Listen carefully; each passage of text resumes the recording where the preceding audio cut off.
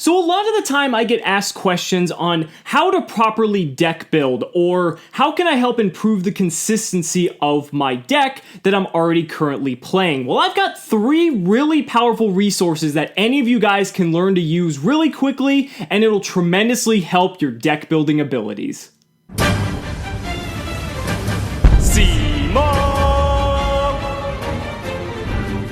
What's going on, guys? It's Cimo. Now today I wanted to bring to you a guide of resources that you can use to help you with your deck building or to help improve your deck building overall. These are some resources that we all have available at our disposal and can actually help you with your deck building in a lot more ways than one might expect. So what I'm going to be going over today is the Deckbuilder's Toolkit. I'm going to be going over the Hypergeometric Calculator, and I'm also going to be going over Microsoft Excel, because even though Excel is as basic as it gets, there's actually some really cool things we can do with it that help us kind of improve our ability to deck build, as well as help improve and look at things a little bit differently when it comes to our deck. So what I'm going to do is I'm going to slide on over here, and I'm just going to show you guys kind of from an interactive perspective how to use some of these tools. So starting off with the Deckbuilder's Toolkit. I'm going to have the link for all of these down in the description below. So the Deckbuilder's Toolkit is really cool. It's just a simple website, and what you're going to want to do is once you get to this website, you're going to want to go to where it says Edit Deck. Now,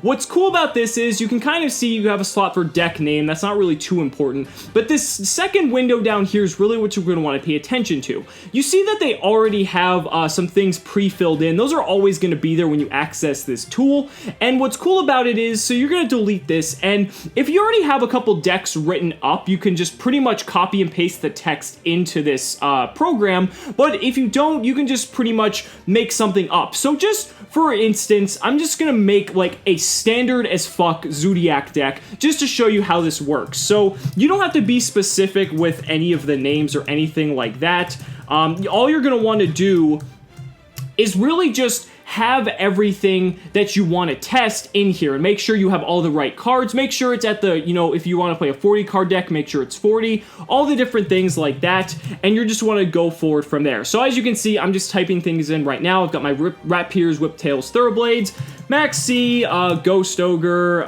let's see, what else? Terror Top. We're going to want to have our Takatomborg. And again, you don't have to be like this. You can be, you can say things like brick. Like if a card's a brick, if you're wanting to see how often that comes up, you can also make that, you can write that as a slot as well. So then we have 3 Barrage, 3 Tenki, 3 Chalice, let's say. I'm just trying to just fill in whatever I can. 3 My Body, because why not? The card's good. 1 Raigeki, 2 Dark Hole. I don't even know what I'm at this point. 3 D-Barrier. Again, I'm just abbreviating here. 3 Strike. 1 Warning. 1 Torrential. 1 Combo. And this gives us what? 3, 6, 9, 11, 13, 16, 17, 20, 23, 26, 29, 30, 32, 35, 38, 39, 40, 41. So this is a 40 card 1 Zodiac deck that I just made up. And just for, to make it 40, I'll just put My Body down to 2. So as you can see, it was really simple. I just typed that up with, pretty much in less than a minute. And now what you're going to do is hit Commit Changes. And it says your deck was successfully uploaded as my_deck, because that's what it was titled. I didn't change the title. Now you're going to want to go to Sample Hand. Now this is what's really cool, because now you can see here on the left-hand side, you have the first 5 cards that you would open. And why the Deckbuilder's Toolkit is such a powerful resource is that it allows you to use so many different, go through so many test hands rather than you would if you were actually using your physical cards, because when you do a test hand with physical cards, you have to pick them all up, shuffle them again, things like that. Where this, you can go through so many more hands at a much faster rate that it allows you to gain more knowledge about your deck. So you can see with this opening hand, I got Rapier, D-Barrier, Strike, Tenki, Thoroughblade. That's a pretty good opening hand. And you can literally just keep hitting Sample Hand as many times as you want, and it's going to keep cycling through. And also pay attention to the 6th card right there that I highlighted if you're wanting to test for your hands going second, because that's also very important as well. So this is a really cool way to kind of just help you go through test hands much more quickly if you're testing for first or second, but we're also going to use this in tandem with some other resource a little bit later on. So moving on to our next resource, what I want to talk about next is the Hypergeometric Calculator. Now, you guys might have seen a couple other YouTubers talk about this. I believe Nadir made a video about this as well, but the Hypergeometric Calculator is really good at allowing you to crunch probabilities of certain things you might want to draw in your deck. So how does this work? So let me just refresh this because I was using it a little bit earlier. And so everything here is going to be blank when you first open it. And again, I'll have this in the link of the description of the video as well. So the population size is how many cards are in your deck. So if you're playing 40, which in this case we are, we're going to want to have a 40 in there. If you're playing 60 cards, you want to have a 60, etc., etc. Number of successes in population. This is what you're testing for. So for instance, if you want to see how often you're going to draw a 3 of, you know, one of a 3 of. So say you want to say how often am I going to get like Zodiac Rapier, just the copies of Rapier. You only have 3 copies of Rapier, but then, so you're going to put a 3 there. But if you want to test all the outcomes of you opening Rapier, so for example, if you're playing a standard Zodiac deck like the one I constructed, you have 3 copies of Rapier, you have 3 copies of Barrage, 3 copies of Tenki, and 3 copies of Terror Top as well. So you technically have 12 ways to get into Rapier. So if you want to test all the ways, you're going to turn that number into a 12. Sample size is how many cards are going to be in your opening hand. So this is more often than not going to be a 5, unless you're testing for going second, then you're going to want to make this a 6. And then number of successes in sample. This is how many of those options you want to see. So in this example, we just want to see what the probability is of opening 1 copy of any of our 12 options in a 5-card hand of a 40-card deck. So that's basically what we have here. Then you're going to hit calculate, and then it's going to populate. So this first example right here, the hypergeometric probability, this is how the likelihood of just getting 1 of your 12 options in your 5-card hand of 40 cards. That's exactly 1. So that means you're not getting more than 1, and that means you're not getting 0. So keep that in mind. What you're more so going to want to look at is the cumulative probability down here on the bottom, because this is representative of getting at least 1, if not more. So in the case of that, that means you have an 85% chance to open a single way to open Zodiac Rapier. And this is why, you know, the consistency of the deck is so incredible, is because you have an 85%, you know, probability to do so. But if you're wanting to see like the chance of opening like a Brilliant Fusion, which you only run 3 copies of, we're going to change the number of successes to 3, and then you're going to just recalculate that there. Now you're looking at a 33% chance to open at least 1 copy of Brilliant Fusion. Now, what you're going to want to do is, I'm actually going to pull up my calculator here, because the reason is, let's say we want to know the probability of opening both a Zodiac Rapier and a copy of Brilliant Fusion. So what you're going to do is you're going to multiply those probabilities. So since the Rapier was an 85%, you're going to multiply that by the probability of Brilliant Fusion, which is 33.7, so 34% when you round up. So you're going to put that in there as well. And that's going to come out to be 28.9%. And I'm going to do that one more time just to make sure that's correct. 0.34, oh, whoops.